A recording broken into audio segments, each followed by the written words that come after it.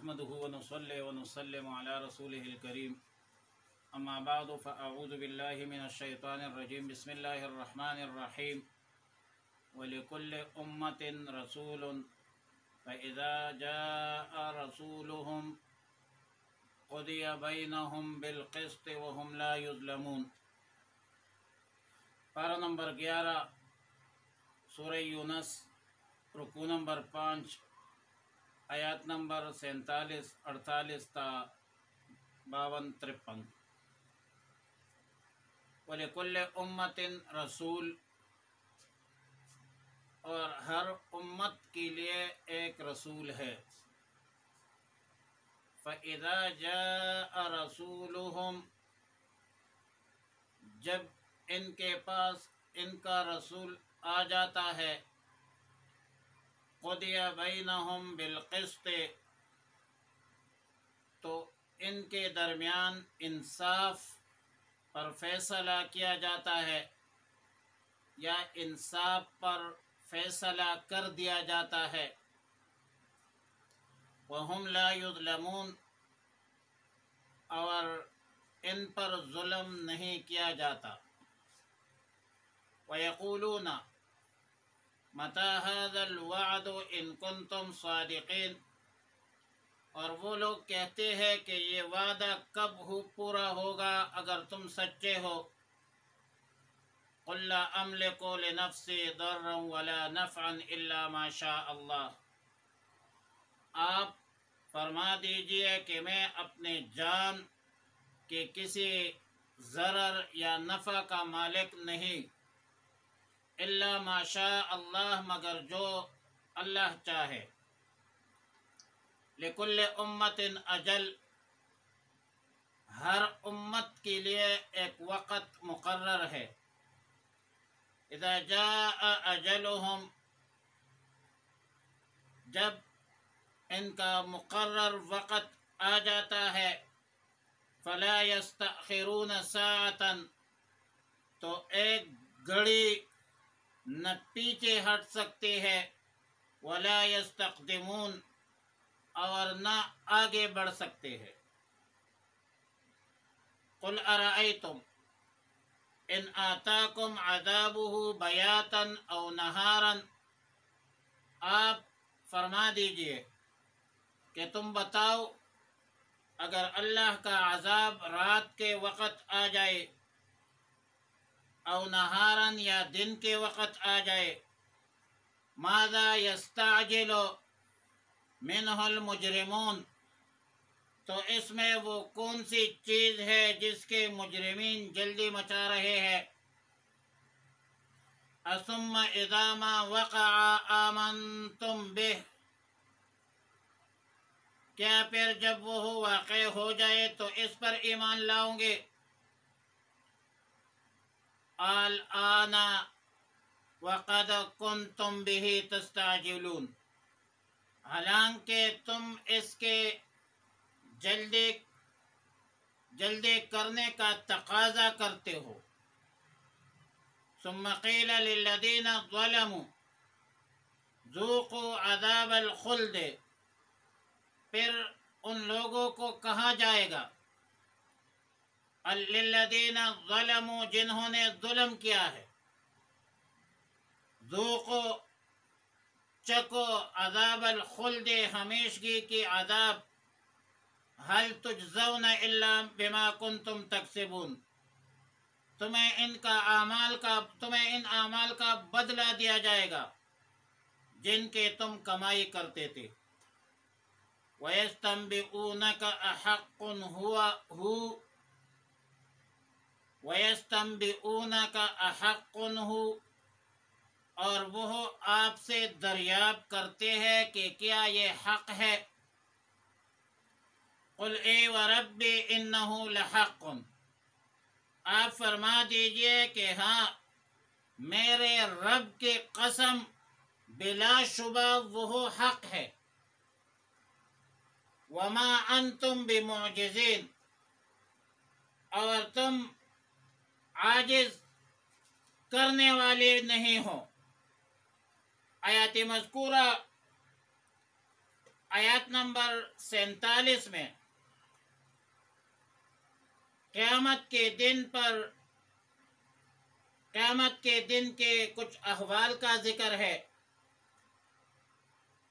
کہ بروز قیامت ہر امت کا ایک رسول موجود ہوگا جو دنیا میں اللہ کے طرف سے مبعوث ہوا تھا. امتیں بھی موجود ہوگی.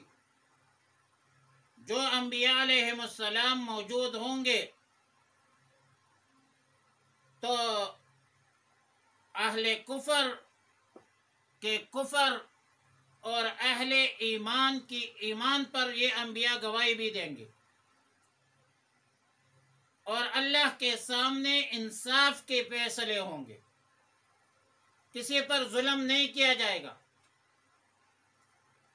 اور سورہ نساء میں ہے فَكَيْفَ إِذَا جِئْنَا مِنْ كُلِّ أُمَّةٍ شَهِيدٍ، اور یہ مضمون سورہ زمر میں بھی یہ مفہوم ہے وَجِيءَ بِالنَّبِيِّينَ وَالشُّهَدَاءِ وَقُضِيَ بَيْنَهُمْ بِالْحَقِّ وَهُمْ لَا يُظْلَمُونَ. مطلب دنیا میں ہر امت کے پاس اللہ نے ایک رسول مبعوث فرمایا ہے، اور ہر رسول نے پوری امانت، دیانت، اخلاص اور للہیت سے پوری محنت، جرأت اور ایک جدوجہد کے ساتھ احکام الہی کو اپنے اپنے اقوام تک پہنچایا ہے. بعض لوگوں نے احکام الہی اور تعلیمات نبوی تسلیم کیا ہے، ایمان لایا ہے. بعض لوگوں نے انکار کیا ہے، ایمان نہیں لایا. تو ان کے درمیان بروز قیامت انصاف پر فیصلہ ہوگا. آیت نمبر 48 میں فرمایا کہ وَيَقُولُونَ مَتَى هَذَا الْوَعْدُ إِن كُنتُمْ صَادِقِينَ. دراصل جب یہ منکرین جو عذاب الہی کی بار بار وعیدیں سنتے ہیں اور اس وعیدوں میں عذاب الہی کا تذکرہ ہوتا ہے، تو منکرین بعض بعد الموت کے منکر ہے، جو رسالت کے منکر ہے، جو دین کے منکر ہے، وہ کہتے ہیں کہ وہ عذاب کب آئے گا. تو آیت نمبر 49 میں اللہ تعالی نے فرمایا کہ اے اللہ کے رسول محمد عربی صلی اللہ علیہ وسلم، آپ ان کو جواب دیجئے کہ قُلْ لَا أَمْلِكُ لِنَفْسِي ضَرًّا وَلَا نَفْعًا إِلَّا مَا شَاءَ اللَّهُ. آپ فرما دیجئے کہ میں خود اپنے ذات خاص کے لیے کسی نفع، کسی ضرر کا مالک نہیں ہوں. یہ سب کچھ اللہ کے اختیار میں ہے. میرے اختیار میں نہ عذاب ہے نہ ثواب ہے. مجھ سے عذاب کا تقاضا کرنا یہ جہالت پر مبنی ہے. میں تو مخلوق ہوں. وجہ یہ ہے کہ اور دوسرا جواب یہ ہے کہ لِكُلِّ أُمَّةٍ أَجَلٌ، ہر امت کے لیے ایک وقت مقرر ہے. جب ان کا مقرر وقت آ پہنچے گا تو ایک گھڑی نہ پیچھے ہٹ سکیں گے اور نہ ایک گھڑی پیچھے ہٹ سکتی ہے، نہ آگے بڑھ سکتی ہے. جب عذاب کا وقت آئے گا تو یقیناً واقع ہوگا اور پھر اس میں تبدیلی نہیں ہو سکتی. جن امتوں کے لیے دنیا اور آخرت میں عذاب مقرر ہے، وہ امتیں دونوں عذابوں میں مبتلا ہوں گے. جن کو دنیا میں عذاب دیا گیا وہ تو دنیا میں تھا، لیکن آخرت کا عذاب ان بدبختوں کو ان کے کفر کی وجہ سے ہوگا. اور پھر جہاں ہمیشہ کے عذاب میں ہوں گے، جہنم میں ہوں گے۔ وعلی کل حال منکرین مشرکین یہ مطالبہ کرتے تھے متی ھذا الوعد ان کنتم صادقین، عذاب کب آئے گا؟ تو اس کے دو جوابات تھے۔ ایک جواب اللہ نے یہ دیا کہ آپ ان کو کہہ دیجئے لا املک لنفسی ضر ولا نفع، کہ عذاب میرے بس میں نہیں ہے، میں خود اپنے ذات کا نفع و نقصان کا مالک نہیں۔ دوسرا جواب یہ دیجئے لکل امت اجل، ہر امت کے لیے ایک وقت مقرر ہے، لہذا تمہاری جلد بازی سے اور جلدی مچانے سے عذاب نہیں آئے گا۔ آیت نمبر 50 میں فرمایا کہ آپ ان منکرین سے سوال کیجئے، ان سے پوچھ لیجئے کہ اگر تم پر اللہ کا عذاب رات کو آ پڑے یا دن کو عذاب آ جائے تو عذاب میں وہ کون سی ایسی چیز ہے جس کی وجہ سے مجرمین جلدی عذاب کا مطالبہ کرتے ہیں؟ بدبختو جانتے ہو، تم جانتے ہو کہ عذاب کتنی سخت چیز ہے، عذاب میں کون سی چیز مرغوب ہے جیسے تم کو جلدی ہے؟ عذاب تو عذاب ہوتا ہے، عذاب کا مطالبہ یہ کون سی عقل مندی ہے؟ معلوم ہوتا ہے کہ عذاب کی عجلت میں بھی تم جھوٹ بولتے ہو۔ اور آیت نمبر 51 میں فرمایا ثم اذا ما وقع آمنتم بہ، کیا جب عذاب واقع ہو جائے گا تو اس وقت ایمان لاؤں گے؟